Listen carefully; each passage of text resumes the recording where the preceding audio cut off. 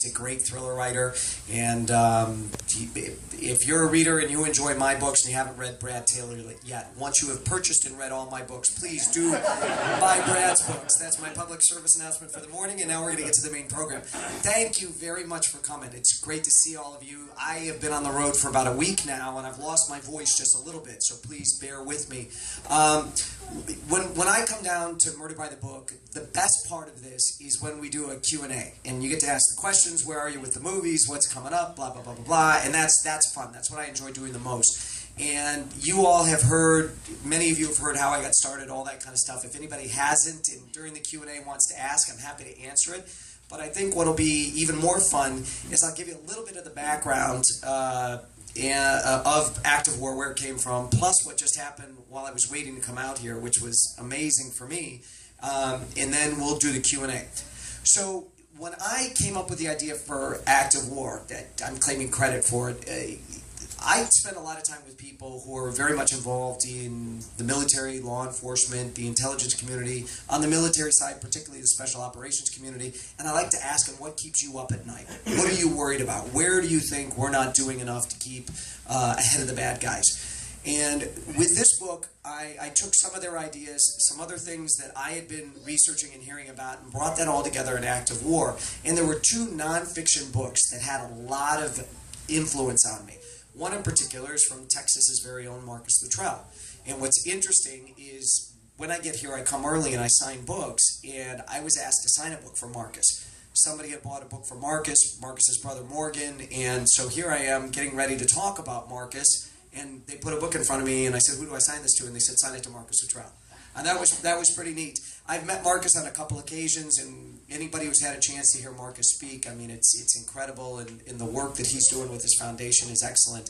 And I think the world of him, and we could not have an American dream without people like Marcus and other men and women like him that are willing to go out and fight and die to protect the American dream. It wouldn't exist. So we owe so much of the freedoms we enjoy, the fact that we, to borrow a famous quote, sleep safely in our beds every night, as do our children, grandchildren, friends, relatives, and neighbors, because there's rough men that stand ready, rough men and rough women, ready to do harm to those who would hurt us. So we're very fortunate. So doing the research for this book, one of the books that was in my research stack that I had read multiple times was Lone Survivor, Marcus's story. For those of you who have not read Lone Survivor or seen the movie, it's a story about a four-man Navy SEAL reconnaissance and surveillance team that was sent into a remote part of Afghanistan to do surveillance on a high-value Taliban target. While they were in hiding, they got discovered by three Afghans, an old man, kind of a teenage boy, and a younger boy who were goat herders. And the SEALs zip-tied him up and then had a pretty deep, extensive, and intense conversation about what to do with these three. Based on the rules of engagement, they could not kill them because these men were not combatants. So, but at the same time, they knew that the minute they let them go, they were going to run down to the village and alert the Taliban. They also could not, in good conscience, leave them up on the mountainside in the forest where they tied them up because they'd be eaten by wolves. Or other predators. It was the same thing as killing them, it was just slower. And they couldn't do that. So they decided, and they made a very difficult decision, and they believed it was the right decision to let them go. And that they would try to get to their extraction point and get out before anybody could hunt them down. It went very badly. Only one person survived, and that was Marcus. What's interesting is, right after the book came out, and I met Marcus when he was signing the book, I sat at a table with Navy SEALs, and the conversation around the table was, what would you do, what would you do, what would you do if you were in Marcus's situation? And what I admired about these men that I was with is they all said, you know what, we can all say we think we know what we would do, but the fact is none of us know until we're in that situation. And what was interesting for me was the fact that Marcus was bound and his teammates were bound by their rules of engagement, what they were allowed to do and not allowed to do. And I thought, wouldn't this be interesting if you presented a similar team with a similar situation where there were no rules of engagement? So if you are not bound by, you can't kill these guys, they're non-combatants, and you're in an area where you know you need to gather this intelligence to prevent a terrorist attack back home in America, do you kill one guy, three guys, even if they are innocent villagers, in order to protect millions of Americans back home? Because if you don't get out with the intelligence you've gathered, the terrorist plot is going to go off in the United States. And I thought this would be an interesting subplot in the book. So that's one reference that I used and thought about a lot when I was writing Active War. The other is a fascinating book called Escape from Camp 14. It's about the only North Korean born into a labor camp to have ever escaped. In North Korea, they believe if you've committed a crime, particularly a political crime against the government, they need to incarcerate 3 generations of your family to get your bloodstream clean of crime. It's very fascinating. One of the points the book raises that I thought was very chilling is we talk a lot in the United States and in Western Europe in particular that we knew where all the rail lines were going to the concentration camps in World War II and we didn't bomb them. And now with satellite technology, we know where all these horrific prison camps are in North Korea and we haven't done anything about it. So I thought these two things, these 2 real-life things would make interesting subplots for the book, and they gave me a chance to really explore some tough decision-making that our men and women go through when they're overseas, when they're far away from the flagpole, doing what I call some of this nation's most dangerous business. And I think those 2 books are excellent, and they were great touchstones for me while I was writing Act of War. So that's the Act of War story. That's a little bit behind the book. But what I want to get to now is the Q&A stuff. So whatever questions you have, if you want to talk about the movies, if you want to talk about future books, any of that kind of stuff, please raise your hand and let's have a little discussion here about what's going on. Yes, ma'am. We'd hoped we'd be welcoming you to Texas. Why did you choose Okay, so...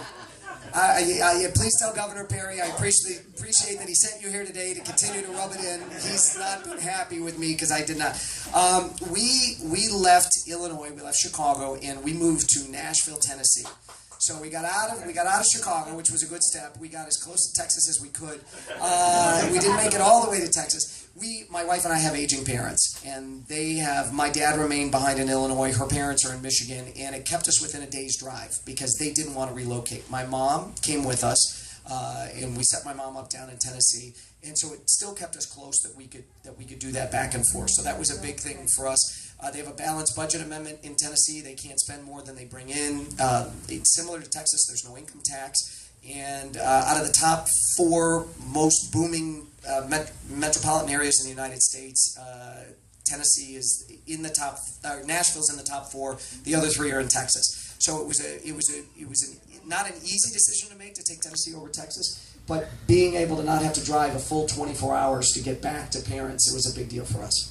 So I wanted to go to Corpus and maybe be the mayor of Corpus at some point. And redevelop I think all of that stuff, kind of from Corpus or maybe even further south, all the way up to Galveston, should be the American Riviera. I think that ought to be a place that all Americans want to go. It's so beautiful. There's probably a bunch of environmentalists that would want my head on a pike for wanting to put hotels and water parks and all this and restaurants all along there, but I think it's beautiful. So we're going to just come down and visit as much as we can, but we elected to move for liberty. It was economic self-defense and freedom, and the only 2 real contenders for us were Texas and Tennessee, and it was a proximity issue.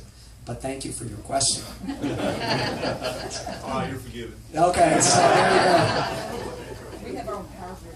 I know. Well, that's the big thing too, is that you do have your own power grid. That's a big deal. And Tennessee's got tons of water. They don't have drought problems, which is a plus up there too. And they've got the dams. So it's a trade-off. It wasn't easy because I love Texas. I could have easily moved, and Governor Perry said, before you make up your mind, come down to the governor's mansion. Let us cook you dinner. I mean, he was a really good salesman. Really, really good salesman. So. But it was a tough choice, but we made the one that when we put it on paper. I mean, that's how close it got. We had to do kind of a plus and a minus category. We would have been very happy in Texas. So, but another question. Yes, sir. I'm currently an amateur novelist. What's the one thing you'd recommend I do to succeed other than changing my last name to Thor? Right. Well, you first got to change your first name to Brad, and then anything else, Thompson, Thomas. It's got to be with a T. It can't be Thor or Taylor now. It's getting a little crowded. We're sagging the shelves with the Brad T's. First of all, I tell people there is no magic formula, and writing is all about discipline. I was at an event. Steve Forbes wrote a book on leadership and co-wrote it with a friend of mine who's an author, and I got invited with my wife to go to the cocktail reception to launch the book in New York, and I bumped into Harlan Coben, who is a terrific novelist. And I said, Harlan, it's kind of nice to stand here and talk to you at this cocktail party, because invariably in Chicago, any cocktail party I went to, I had the most interesting job. It was doctors, lawyers, financial people, and all they wanted to do was talk about being an author all night. And I would have come from my office, and the last thing I want to do is talk about my work all night at a cocktail party.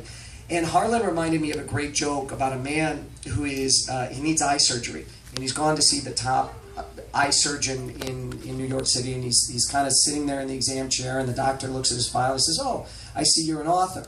And the author says, yes, sir, I am. And the eye surgeon says, "Well, what a coincidence. When I retire, I'm going to be an author."